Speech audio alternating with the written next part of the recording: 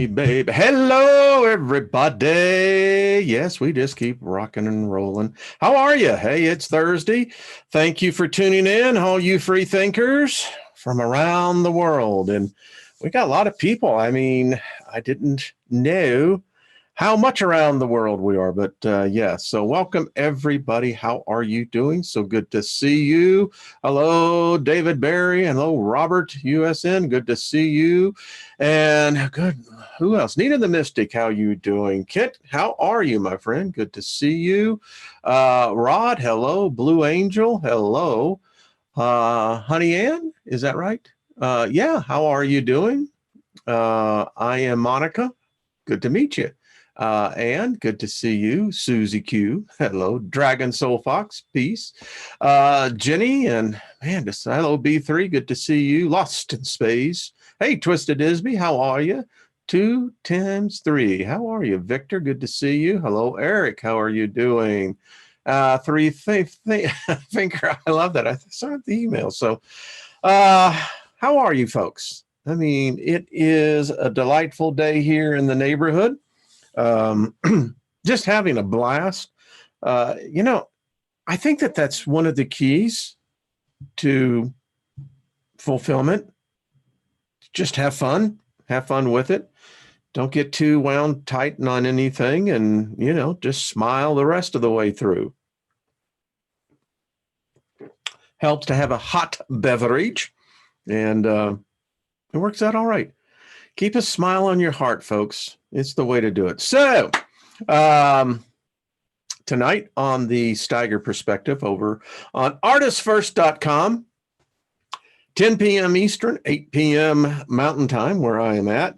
The theme tonight is, do we have reason to be concerned?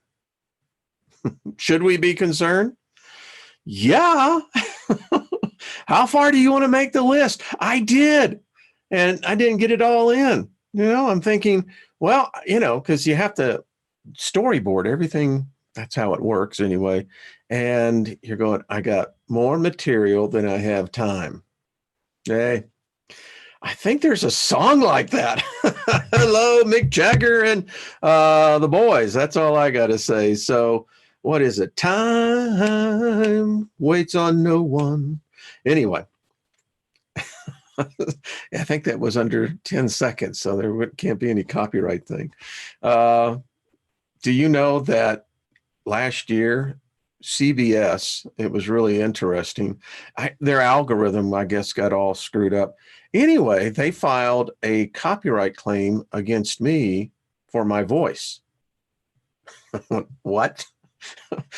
Well, how do you rectify that? I mean, at what point did I happen to sign that contract? They say we're all here as a result of a contract that we all knew about prior to us being born. And if that's the case, folks, yikes, it can happen again, right? Saturday night, I will be on live. We'll have Nige on, who was supposed to be on last Saturday, but anyway, so I think he is still, well, anyway, he's over in the East. I'm trying to think where he's at. It'll come to me. So anyway, I knew the title would get people.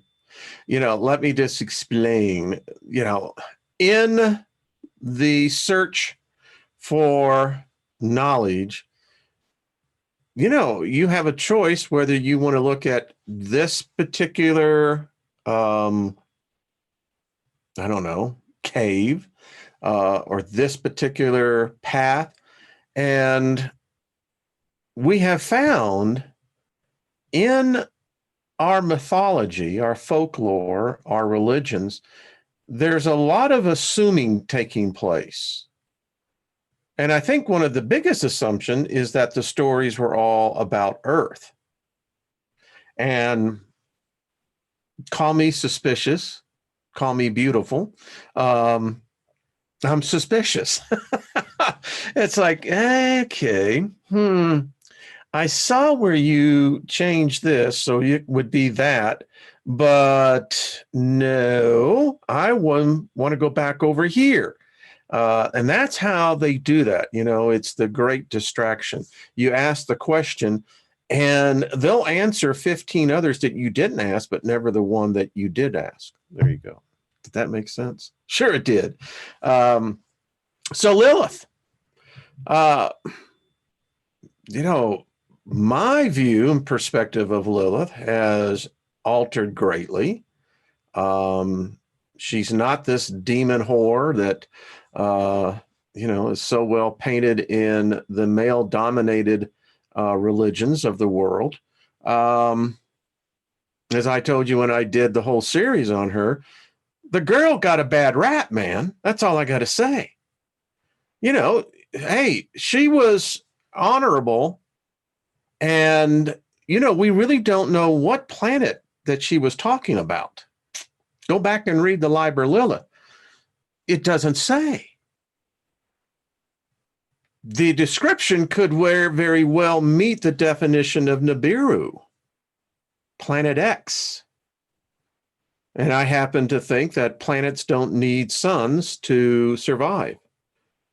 Planets are a energy dynamo machine. And Earth, we would all go where many others are already at, under the ground. So, yeah. Just, hey, Jenny, how you doing? Exactly. You know, they never answer the questions. So, Lilith, Nibiru, you know, you read a lot of the mythology around that. Hey, I could actually see that kind of happening.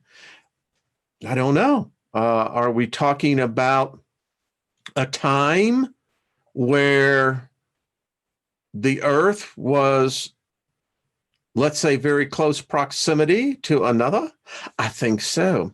Give me 1 second and I shall pull up the document. Well, we can really look because it's an interesting translation. You know, I have told you before, and you can go to many different academics now that will say the same, that the thing about Stitchin is that he injected a lot of his views into something he really didn't know much about, and yikes, that's all I can say. It did not have the most favorable effect, and you know, as a result of that, a lot of things have a tendency to become legend or fact very quickly. So I have this document talking about Anu, Enlil, and let's just take a peek at this. Let me get back over here. Hi, everybody. How y'all doing? Good to see you. So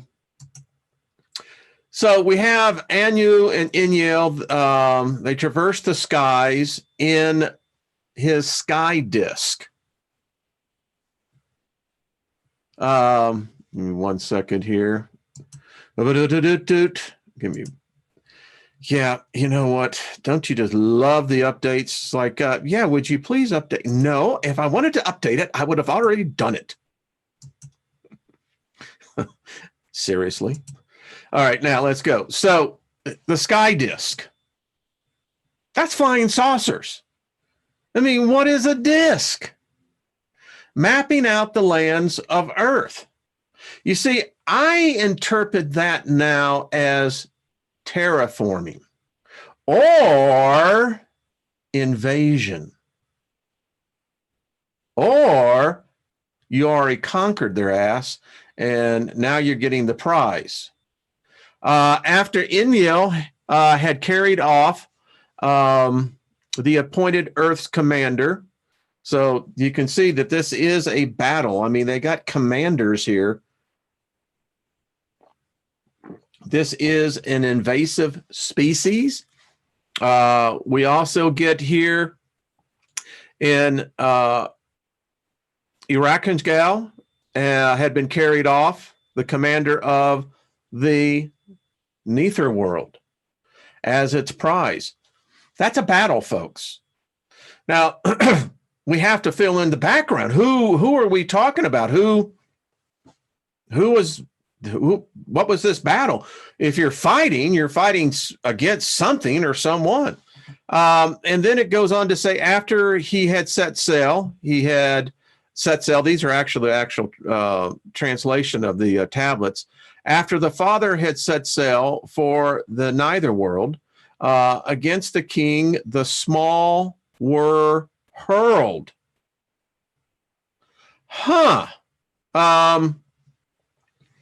I interpret that at where I'm at this point to mean us. Against Enki, the large were hurled. Is that the giants? I mean, was there something bigger than the giants? It's small stone of the hand, it's large stone in the dancing reeds.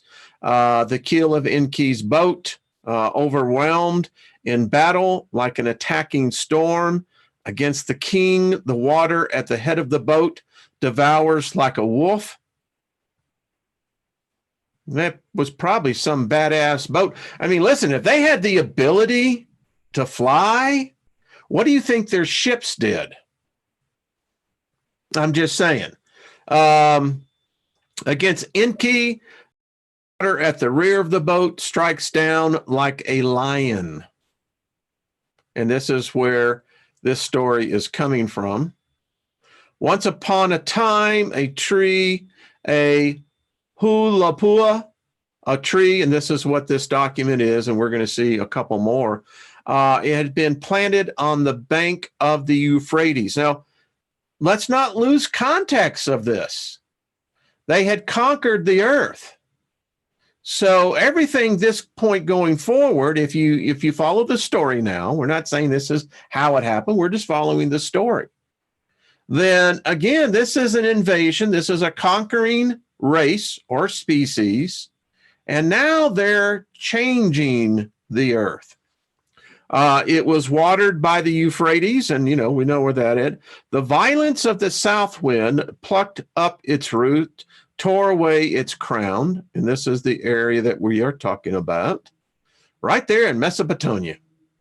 This has been, for myself, once I got outside the bounds of the religious indoctrination and began to read the overabundance of material that comes out of this area. I mean, listen, I find it strange that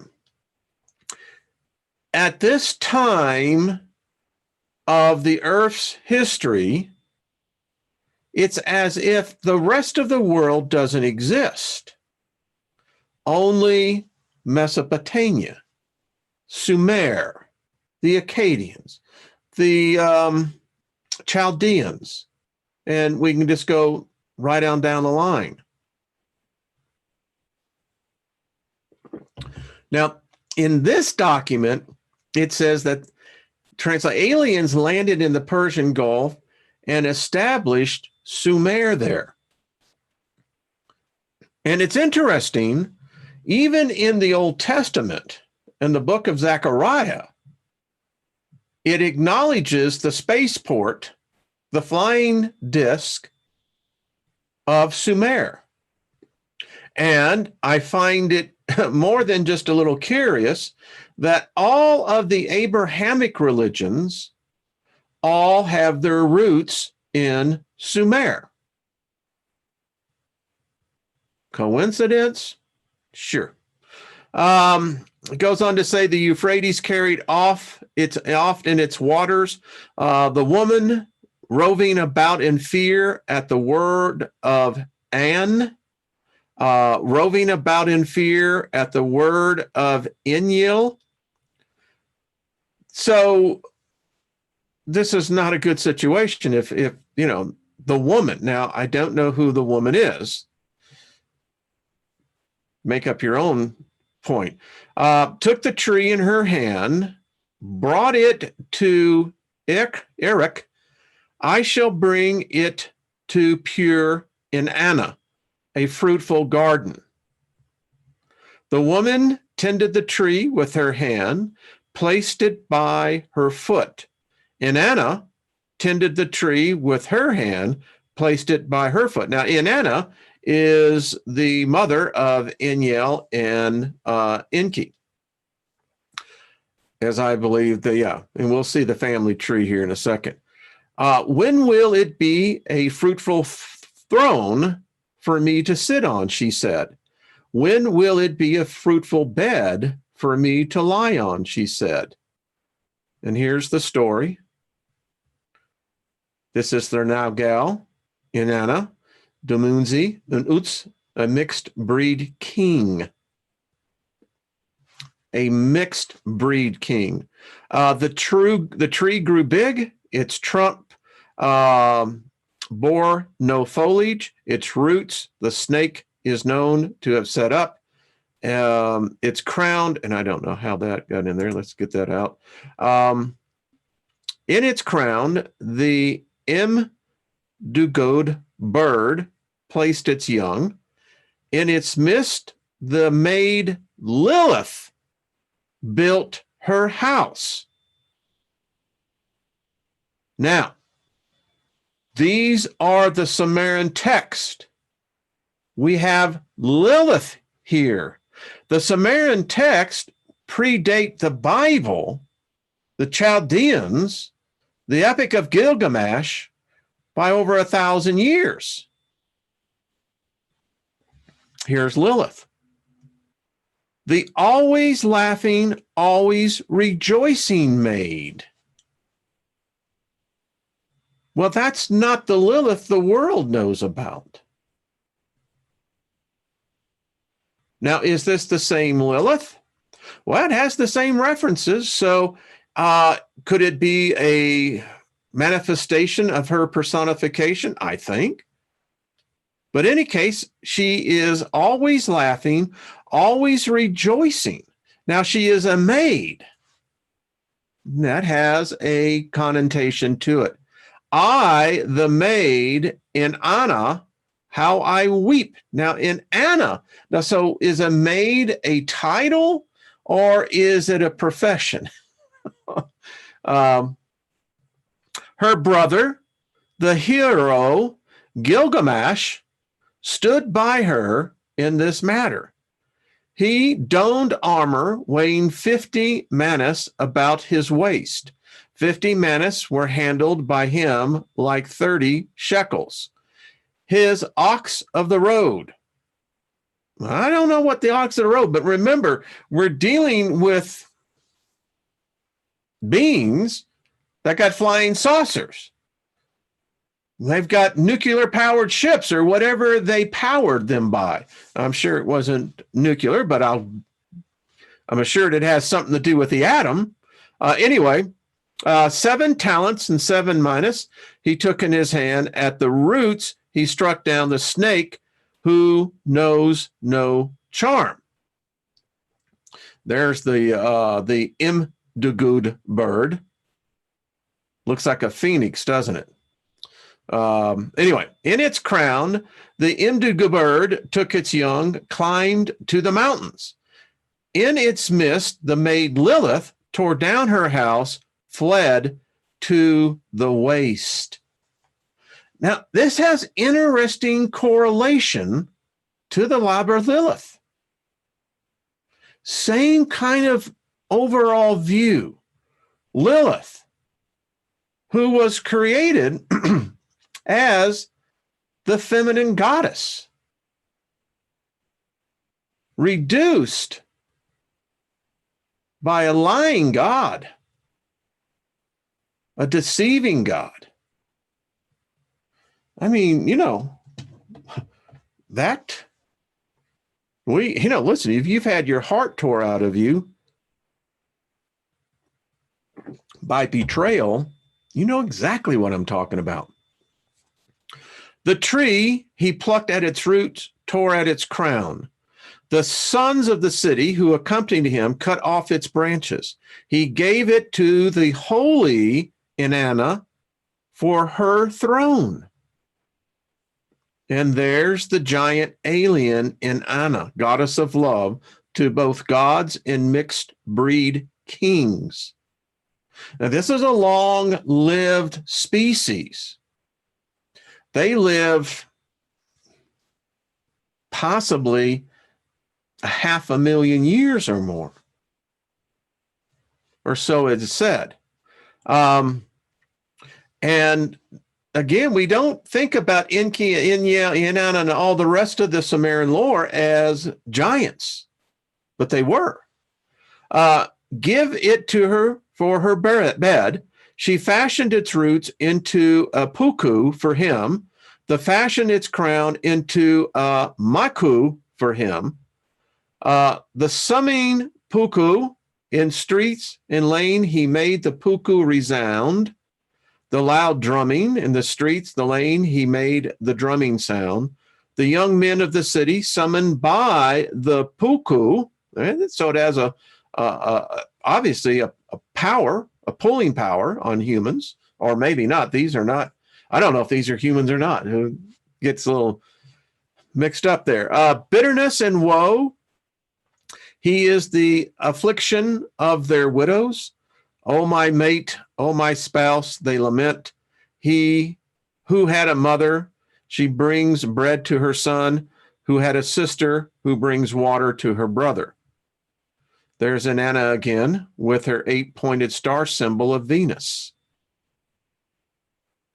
After the evening star Venus had disappeared, and he had marked the places where his puku had been, he carried the puku before him, brought it to his house. At dawn in the places he had marked, bitterness and woe, captives, dead, widows. So violence, murder. I guess that's what happens when you invade a planet. Because of the cry of the young maidens, his puku and miku fell into the great dwelling. He put in his hand, could not reach them, put in his foot, could not reach them. He sat down at the great gate, Ganzar, the eye of the neither world. Gilgamesh wept. His face turned pale. Now, here's the second version. So we pick it up. We know who the gods are in blue. Mixed breeds will be in this teal color. And Enkidu, Nanherzog, creature creation. Now, they say that actually she is the one who was the true geneticist. We'll find out. Narrator, in the very first days. Now, we don't have in context what the first days are. Or is this the first days of the invasion, the conquering, the war? Is this the first day when they discovered this solar system? What? I don't know. In the very first years, in the very first days when everything needed was brought into being. That begins to give us a foundation. In the first days when everything needed was properly nourished. When bread was baked in the shrines of the land, and bread was tasted in the homes of the land.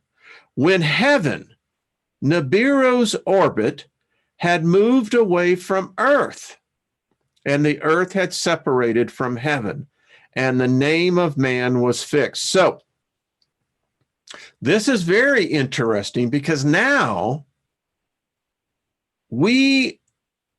prior to reading all this, we have to begin to assume, and it is assuming, that Nibiru was here.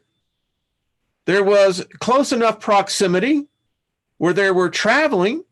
I mean, they had flying saucers. I mean, is it a stretch to say that they can't go into inner space, outer space, space?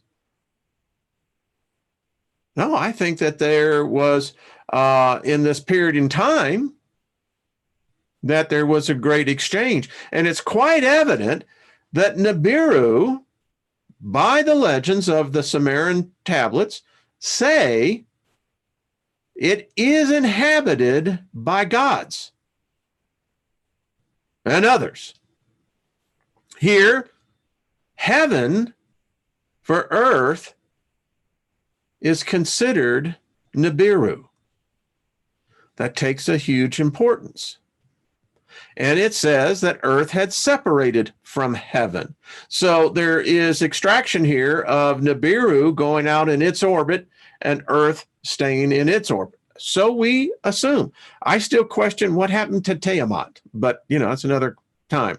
And the name of man was fixed when the sky god An had carried off the heavens. So An lives on Nibiru. Is it possible, just possible, that An could be Samael? And is it possible that Lilith, her dwelling is on Nibiru? Think about it. And there it is in the sky god and the air god Enlil. And the air god Enlil had carried off the earth. When the queen of the great below,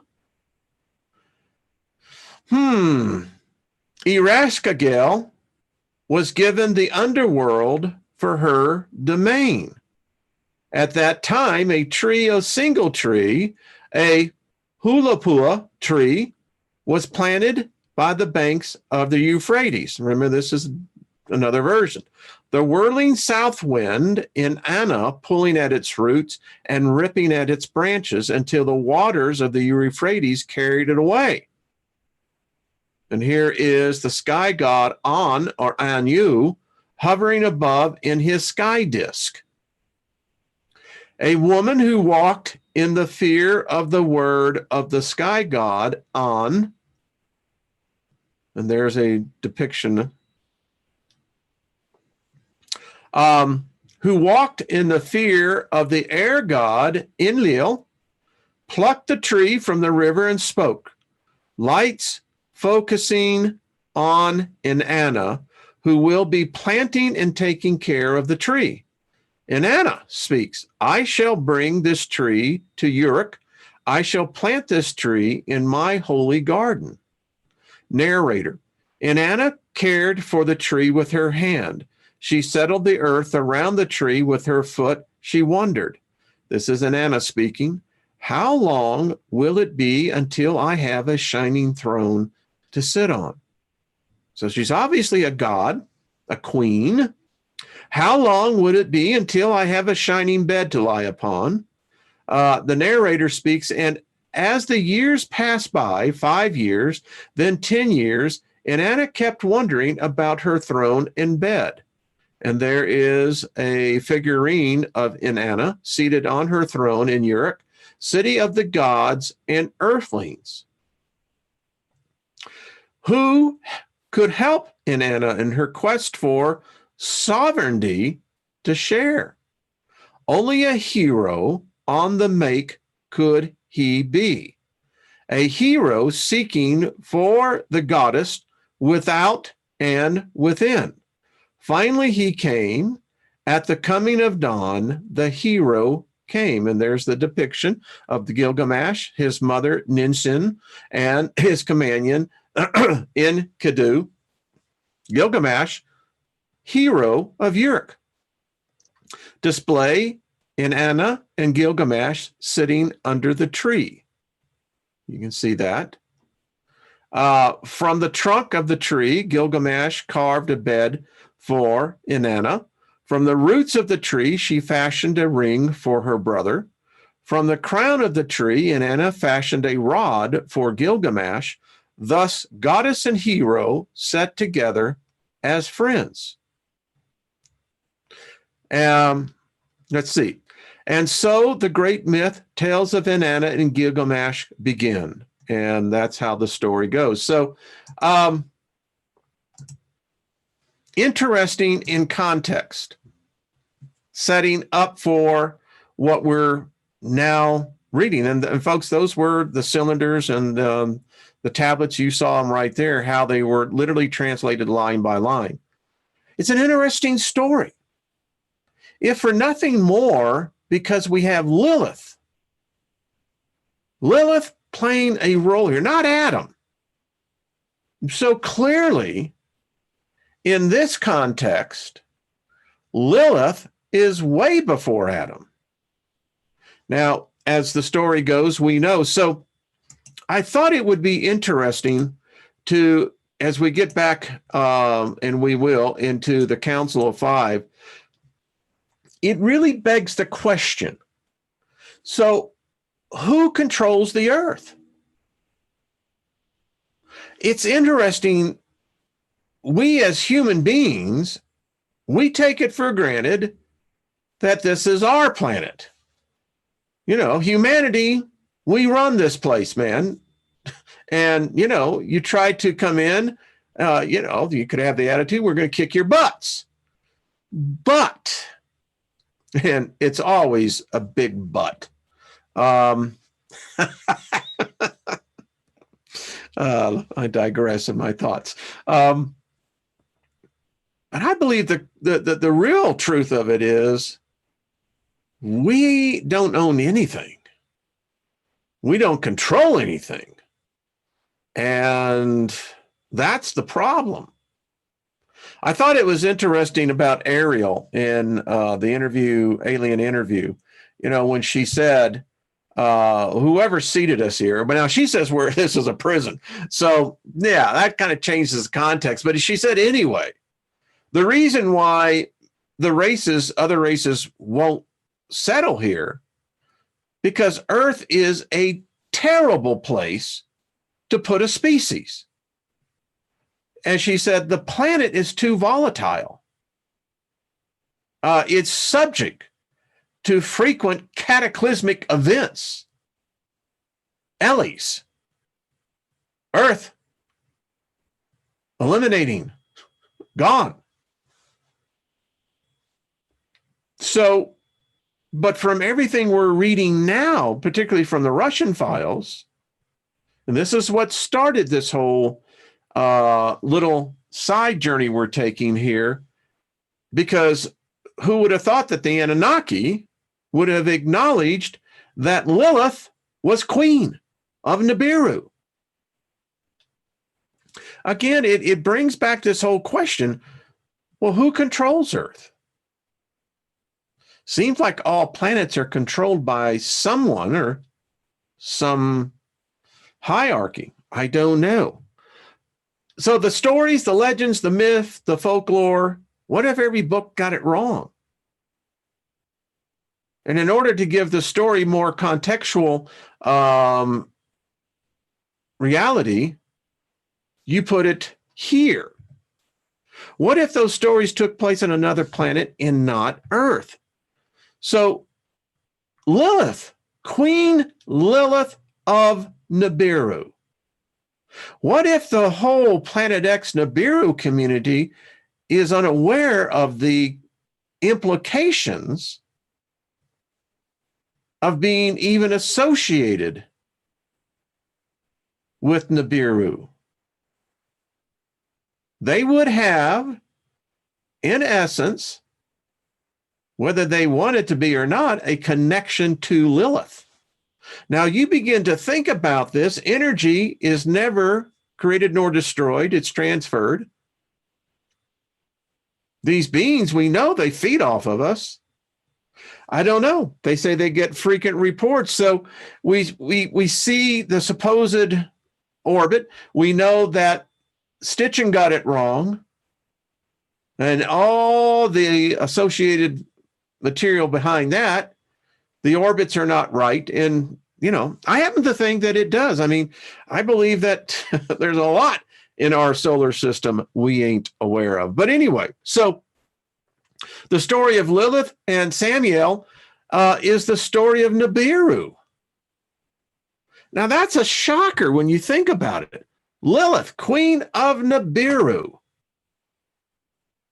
The planet would, you know, if you go back to the Liber, Lilith would have a lot of resemblance of what supposedly Nibiru is. I contend that they are underground. Planets have their own heating, their own energy. Earth could literally, now the surface would become very cold, but the interior of the Earth would be warm for, I read someplace, billions of years.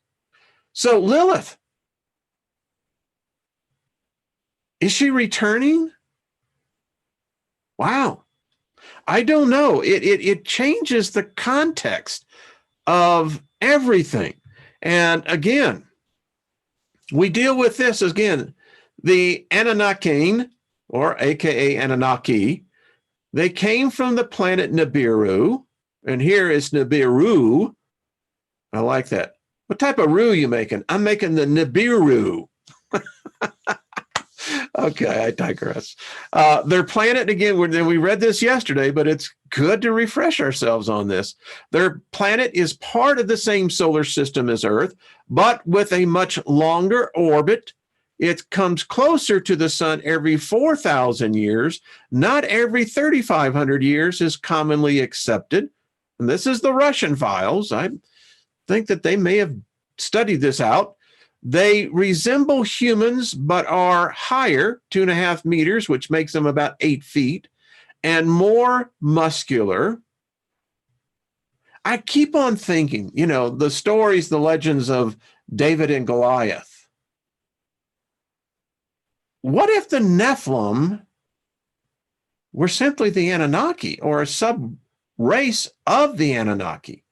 That there was none of this crap of fallen angels coming down and having coitus, with women who are spreading their legs, bring it on, baby, man, I'm going to have a big one here. No, I don't think so.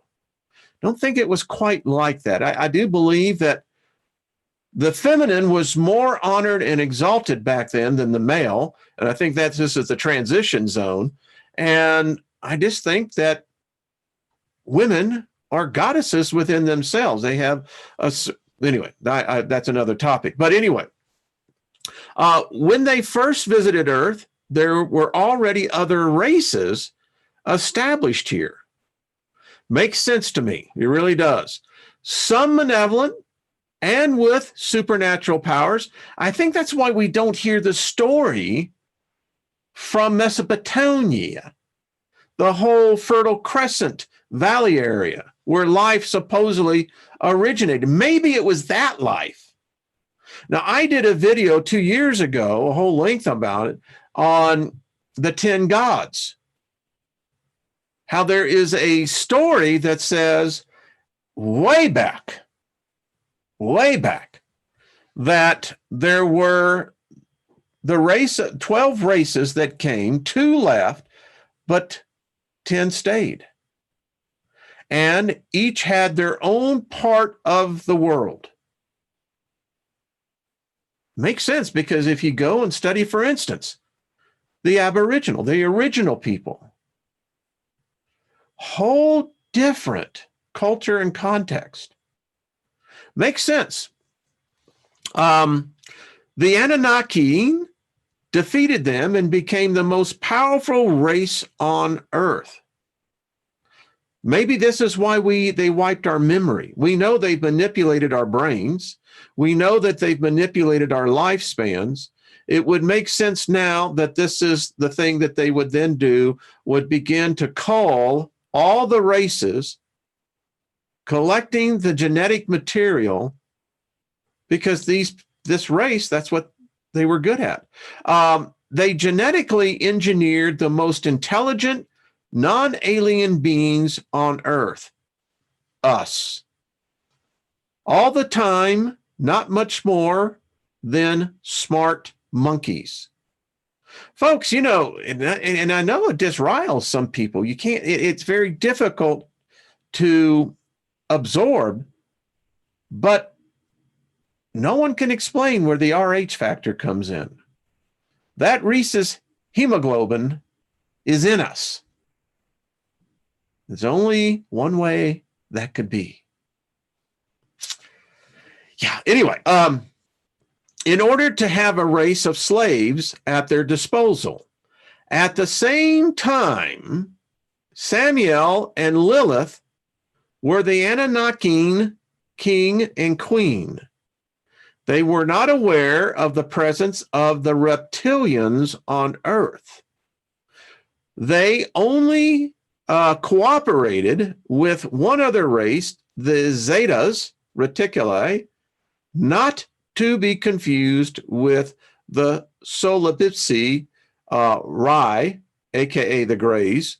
Eventually, they left the Earth, unknown reasons, but before they left, they created a subspecies of the Zetas. This species eventually became rulers of Egypt, the pharaohs, until the reptilians infiltrated them as temple priests and ended their reign. They gave birth to the legends about giants. Huh?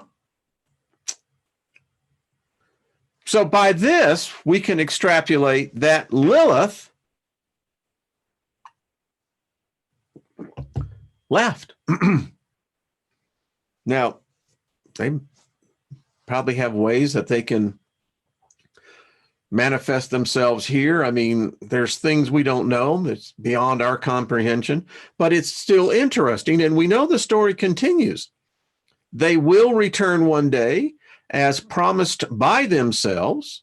However, the date of their return is still a mystery. They do not know all that is happening on Earth as well as in other planets where they had influence and or still have. The proximity of planet Nibiru, aka Nibiru, does cause cosmic instability and weather-related repercussions in all planets of the solar system, but does not cause the amount of destruction that is usually accepted and believed. How far they are, it is still a mystery. So that kind of really brings us in, to my next question. So is there still this ongoing war between the Anunnaki and the Elohim? It makes sense in a lot of ways because it seems like the parties took a break. Even the Elohim is said that they left, promising to come back. Is the Elohim known as Yahweh at war with Lilith? Apparently so. Apparently so. And I don't know, maybe that's why Lilith, the stories populated the way they did to make her this evil, spirit, was that because she left on Nibiru when the Elohim were coming in. I mean, it's fascinating when you wanted to extract that because the Elohim, they're a mixed race species. And in a fact that what I mean by mixed race is that they're very different and they have this council of 12 that they have. It's a very interesting structure to have. The only problem is that we know that the Elohim murder us. Now, we won't go through this whole thing because you can see it out there on, give me 1 second there. There we go. It's a good, interesting question. If we pull it into what we're studying now, the Alien Race book, wow, brings up all sorts of possibilities. Again, I think that we're so conditioned in our thought processes is that people, for the most part, and I mean this respectively, who come out of Christianity will immediately go back to the Bible. Or you hear something and say, well, it's not in the Bible. The Bible is a fable story. It really is.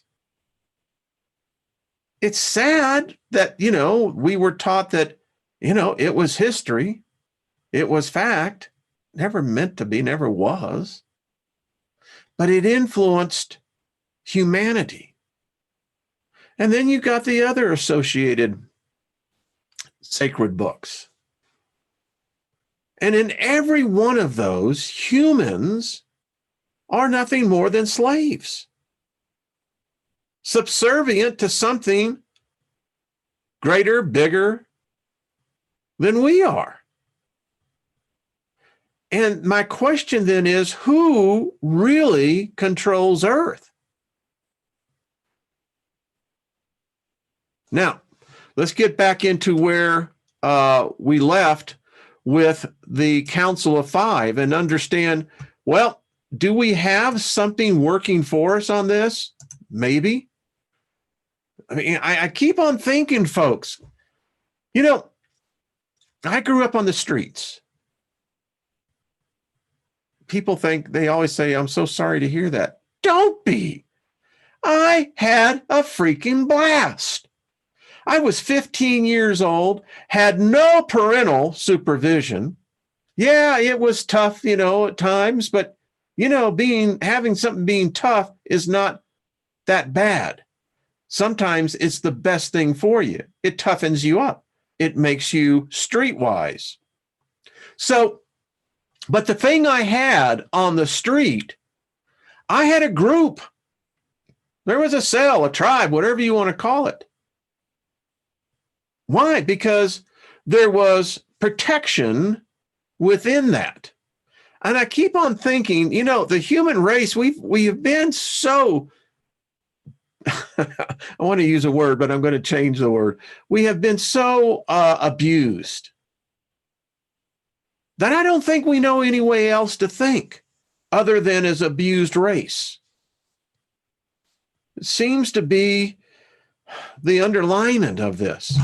Maybe one day we're going to awaken to the fact that we're magnificent beings, that we have unlimited potential. And think about this. If we work collectively, put everything aside, and said, let's break this barrier, that we can begin to access and use 50% of intellectual capacity. So anyway, the Council of Five, who are these cats?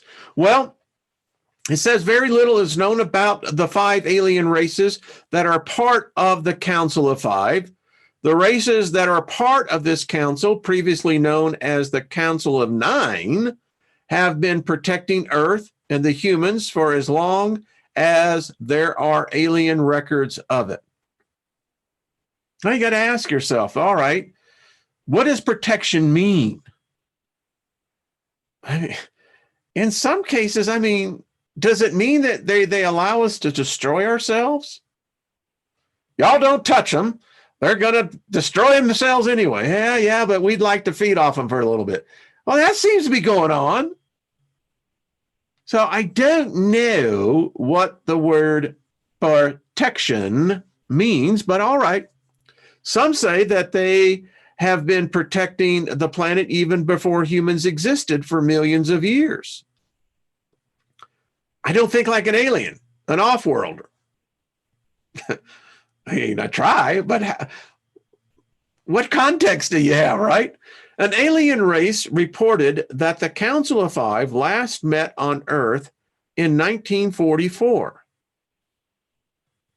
Well, that was a pretty violent time on Earth. A lot of people, a lot of humans dying. And, you just got to think about this, think this through. Are these good guys? Are they bad guys? Or are they just indifferent?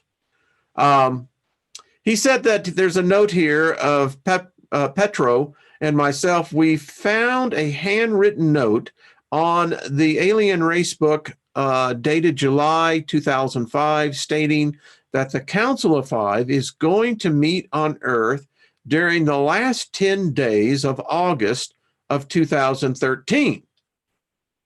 Okay.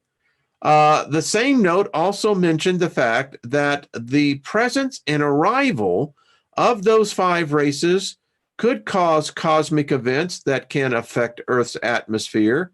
And it also said that humans would be seeing an increase of alien ships activity during this period. Now, I told y'all to go back and take a look at Yellow Rose.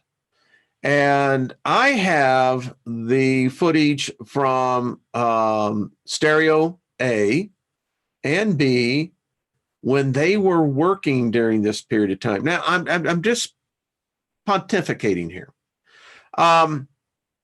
We noticed ships coming from an oculated area that was purposely put there. And we could see them entering in to our solar system. We saw the, whatever the hell those things were, huge planet size shields. So that's my interpretation. And folks, the interesting thing was it was during this period of time. You see, there's a lot that I find still in the Nibiru mindset. But I think there's something else that's even more important taking place. Now, did this happen? Was this part of this? I mean, the debate is out there. I love how when I called up to the public information officer, she said, she says, our agreement is that we simply put out what the satellites are showing. And I'm sure that they edit them and et cetera, but she says that it's not our job to interpret them, at least not to the public. Okay, fine. But I just found this interesting. I think that there is something to this.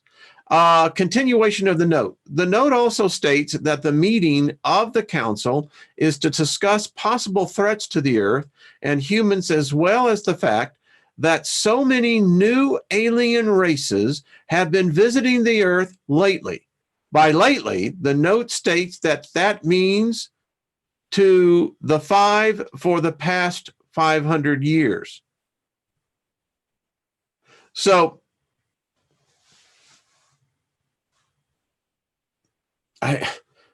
is there an invasion coming? Again, was Sagan, was Hawkins, were they right? We should not be sending signals anywhere? You know? Hello? You know? We'll keep the light on. Y'all just come on by. To every Tom, Dick, and alien that's up there. And maybe Frida too. I don't know. I mean, it does make you ask the question, you know, in a certain vein. I mean, how smart is that? They taste like chicken. Anyway, according to several alien races, the Council of Five, at the time, Council of Nine, has monitored human evolution since primordial time, since humans were only a one-cell marine organism, and throughout all natural evolution, when humans became primate-like creatures and beyond, after the Anunnaki, aka Anunnaki, interference. There we go. According to those same alien races, all evolutionary sequences in all planets have a beginning and an end, with the exception of minor details due mostly to radical weather changes. After the Anunnaki tampered with the DNA of primates and created humans, the Council of Five decided to not only monitor, but also to protect us, as they realized that one day humans would be able to join other alien races in development and enlightenment. Well, again, we're just reading the story. I mean, you know, the implication is going like, oh man, but you know, again, we have a problem with all that. We don't really realize it. And we're going to stop here. We're going to pick it up here tomorrow, and we'll get through this. It's long, it's detailed, but it's well worth it. I have a number of other books that's in my library that I'll just show everyone. We got the Blue Planet Project. This one is very interesting. Really gives it. Then there's another one that's a sequence to this one, The Lost Chapters. Yeah, it reads, and then there is the Yellow Book. So what I try to do is get as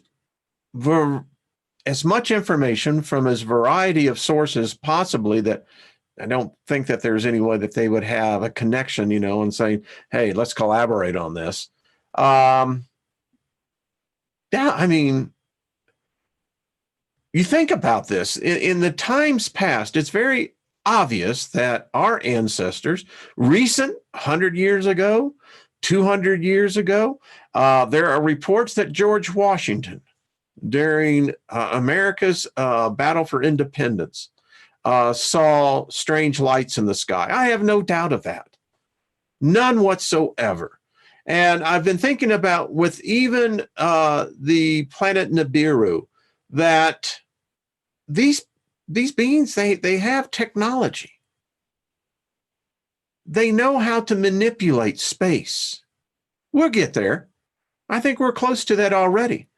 I had one of the Nick send me, and we're going to get into a whole show on the patents, a human teleportation machine. Now, the interesting thing about patents is that, you can file a patent and you can perfect it. It leads to a lot. Let's see. Development and enlightenment. I don't see much going around. Darth, yeah, you're right. That's the problem. There's not much going on. It's like that commercial. I think it's a Nissan commercial. Someone wrote me, and check it out. The commercial is about the technical zombie effect, because it shows all the people just walking around with their, smartphones. Cities are now having to put in bumper guards so that the people staring at their cell phones would realize, hey, you fool, you're about to get run over. But yeah, if you think that the purpose of an invasion, what is the purpose of an invasion? Well, if you're invading something, you're typically going to come in for resources. I mean, that's what else? And you think about the resources. If they eat us, they got an unending supply of protein. But let's go further than that. You see, I think there has to be a purpose for everything. Nothing just happens circumstantially. And so is there a reason for this zombie effect? On the Steiger perspective, I did a show, and I'll bring it here to do. There's a CIA document out there. Actually, it's the United States military, Pentagon, that deals with the zombie apocalypse. And I can't help but not think man is not smart enough to do this to ourselves. I mean, we've got a lot of shortcomings. We really do.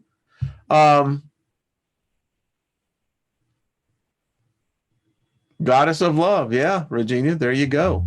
Hey, Big Al, how are you doing, my friend? Good to see you. Anyway, I mean, this stuff gets deep when you get into it and you start extrapolating the information and you start applying it to what your base is, whatever that is. It gets interesting. All right, folks. Hey, infinite frequencies, too many squirrels. We're all nuts around here. What can I say? Hey, David Hall, how are you doing? Stellar Core. Anyway, Jules, how you doing? So anyway, folks, No, and like I said, we're just reading a story. A bunch of free thinkers having our hot beverage or other type of libation, whatever it may be. Enjoy it. Thank you for tuning in. Been fun. Damn, this has been fun. I mean, I really had a good time. The energy was like really, really pumping, baby. Hey, David Hall, how are you doing? And eyes to see, good to see you. Marcia, hello. Think agape love always. Cool to see you. Eugene, Blue Angel. Pure Love Ascension. I love it. Cowboy, good to see you. Barry. So, yeah, that's why we're here. You know, we're all searching. I keep searching. But anyway, I will see you tonight on the August 1st. If you can make it, fine. Love to have you there. If not, I'll see you tomorrow at this same time as we continue to go through the alien race book. I love it. Folks, y'all are just far out. Love you. Peace to you. And be good to yourself. And we'll talk to you soon. All right. Bye.